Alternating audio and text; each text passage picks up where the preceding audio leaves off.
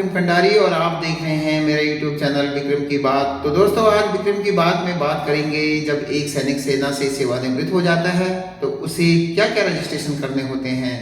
दोस्तों, जब हम सेना में होते हैं तब तो हमको समझाने वाले बहुत से लोग होते हैं, लेकिन जब हम सेना से सेवानिवृत्त हो जाते हैं तो अब हमें सब कुछ काम अपने आप करना होता है। तो दोस्तों, देखते हैं कि हमको जब सेना से सेवानिवृत्त हो जाते हैं तो क्या क्या रजिस्ट्रेशन करने होते हैं। तो चलिए देखते हैं इम्पोर्टेंट रजिस्ट्रेशन को। दोस्तों, जो इम्पोर्टेंट रजिस्ट्रेशन है वो किस तो दोस्तों, जो सबसे पहला रजिस्ट्रेशन है वो रजिस्ट्रेशन है ECHS का रजिस्ट्रेशन। ECHS का रजिस्ट्रेशन करना बहुत जरूरी होता है।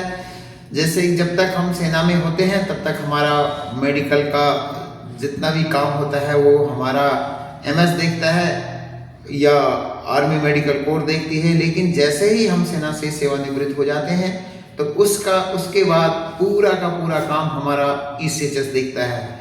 तो दोस्तों, ECHS का रजिस्ट्रेशन करवाना बहुत जरूरी होता है। ये हमारे स्वास्थ्य के लिए और हमारी फैमिली की स्वास्थ्य के लिए बहुत जरूरी है।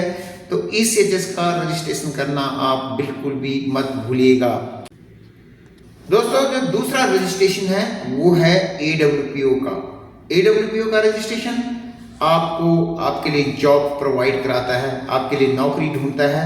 तो इसलिए दोस्तों, आपको जो AWPO है, AWPO का भी रजिस्ट्रेशन जरूर कराना है। जब भी आप सेना से सेवानिवृत्त होने जा रहे हैं उसी दौरान रेजिमेंटल सेंटर में ही आपका ये रजिस्ट्रेशन हो जाता है। और अगर बाई चांस आपने वहां पे रजिस्ट्रेशन नहीं कराया है और आप नौकरी करना चाहते हैं तो आपको AWPO का रजिस्ट्रेशन कराना बहुत जरूरी होता है।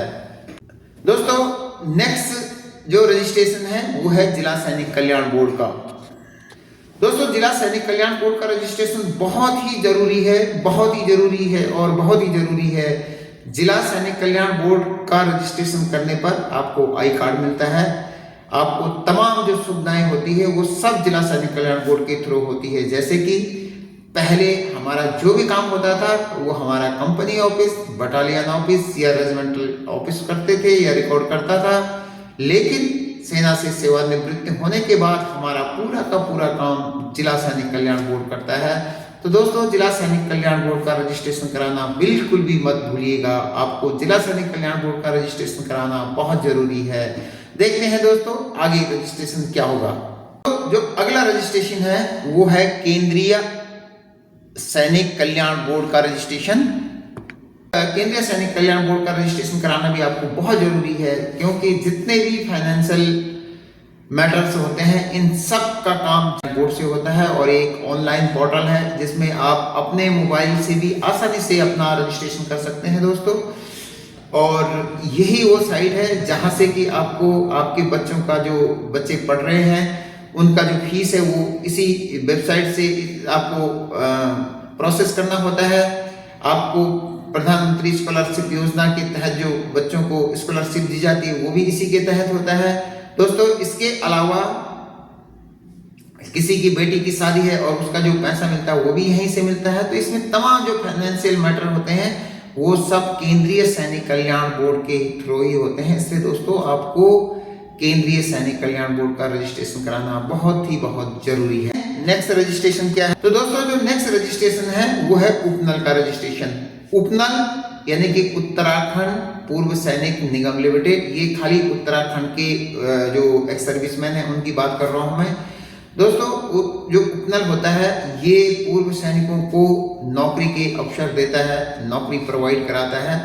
तो अगर आपको नौकरी की इच्छा है और नौकरी करना चाहते हैं तो आपको उपनल में रजिस्ट्रेशन कराना बहुत जरूरी होता है। तो देखते हैं दोस्तों आगे का रजिस्ट्रेशन क्या होता है। रजिस्ट्रेशन है स्टेट एम्प्लॉयमेंट ऑफिस।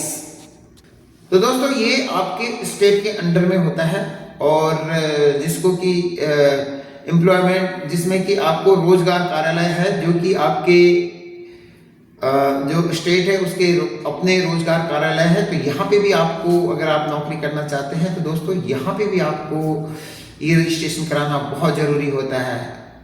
अगर आप नौकरी के इच्छुक हैं तो आपको स्टेट एम्प्लॉयमेंट ऑफिस में भी दोस्तों नाम लिखाना बहुत जरूरी है। और दोस्तों देखते हैं अगला रजिस्ट्रेशन क्या होता है।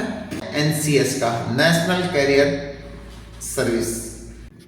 दोस्तों आपको एनसीएस में रजिस्ट्रेशन कराना बहुत जरूरी है। एनसीएस का पूरा नाम है नेशनल कैरियर सर्विस। इसमें आपको बहुत सारी अपॉर्चुनिटी मिलती है कि आप अपने हिसाब से अपने जॉब ढूंढ सकते हैं और आपको एक अच्छी सुविधाएं यहाँ पर से मिल जाती है कि आप अपनी चॉइस के जॉब आपको ढूंढ सकते हैं। तो दोस्तों अगर आप नौकरी चाहते हैं तो आपको एनसीएस में भी रजिस्ट्रेशन कराना बहुत जरूरी है। रजिस्ट्रेशन है वो है डीजीआर का, यानी दोस्तों जो अगला रजिस्ट्रेशन है वो है डीजीआर का, डायरेक्टर जनरल रीसेटलमेंट। जैसे कि आप सब जानते हैं कि डायरेक्टर जनरल रीसेटलमेंट जो कि एक बड़ा ऑर्गेनाइजेशन है और जो कि एक्स सर्विसमैनों को अच्छी से अच्छी नौकरी प्रोवाइड कराता है।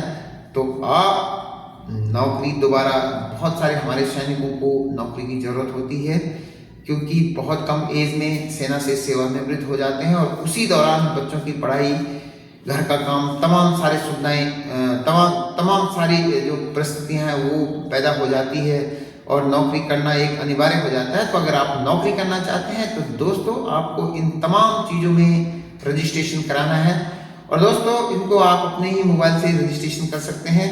और अगर आपको किसी भी चीज़ की हेल्प की ज़रूरत है तो विक्रम पूर्व सैनिक हेल्पलाइन में आप ज़रूर कॉल कीजिएगा। मेरा जो कॉल नंबर है वो डिस्क्रिप्शन में मिल जाएगा, आपको हमारा जो लिंक है वो डिस्क्रिप्शन में मिल जाएगा। मैं अपना व्हाट्सअप लिंक मिल जाएगा और आप यहाँ पे मुझे व्हाट्सअप कर सकते हैं। तो दोस्तों ये वीडियो आपको कैसे लगी जरूर कमेंट कीजिएगा और लिखिए कि आपको वीडियो कैसा लगा। ज़्यादा से ज़्यादा शेयर कीजिए, लाइक कीजिए और सब्सक्राइब करना बिल्कुल भी मत भूलिए। और दोस्तों देखते रहिए मेरे YouTube चैनल विक्रम की बात।